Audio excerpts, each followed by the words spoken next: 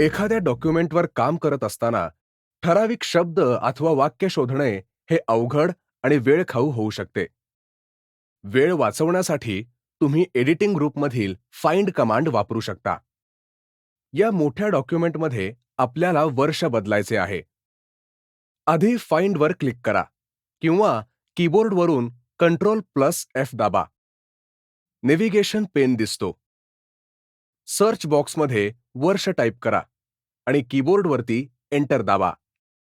तुम्हाला दिसेल की डॉक्युमेंटमधील त्या संदर्भातील प्रत्येक गोष्ट हायलाईट झाली आहे.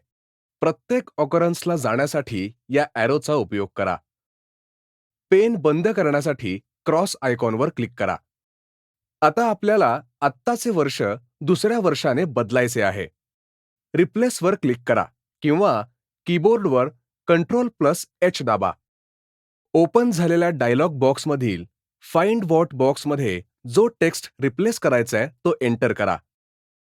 यानंतर रिप्लेस विथ बॉक्समध्ये ते वर्ष एंटर करा ज्याने तुम्हाला आत्ताचे वर्ष बदलायचे आहे. अतिरिक्त सर्च ऑप्शन्स स्पेसिफाय करण्यासाठी मोरवर क्लिक करा. मॅच केस आणि फाइंड वर्ड्स ओनली हे बहुतांश वेळा वापरले जाणारे सर्च ऑप्शन्स आहेत. हे चेकबॉक्सेस वापरून तुम्ही फॉन्ट्स आणि स्पेशल कॅरेक्टर सुद्धा शोधू आणि बदलू शकता. आपण इथे यातील काही सिलेक्ट करणार नाहीये, त्यामुळे लेसवर क्लिक करून सर्च ऑप्शन्स बंद करा. आता रिप्लेसवर क्लिक करा आणि पहिला ऑकरन्स बदललाय. आता रिप्लेस ऑलवर क्लिक करा, कारण आपल्याला काहीही स्किप न करता सर्व ऑकरन्स बदलायचे आहेत. रिप्लेस ऑल करताना थोडी काळजी घ्या, कारण तुम्ही मध्ये कोणताही ऑकरन्स स्किप नाही करू शकत. त्याने एरर निर्माण होऊ शकतो. ओकेवर क्लिक करा. रिप्लेस वापरताना तुम्ही फाइंड नेक्स्ट वापरून पुढील ऑकरन्सवर जाऊ शकता आणि मग विंडो बंद करण्यासाठी क्लोजवर क्लिक करा.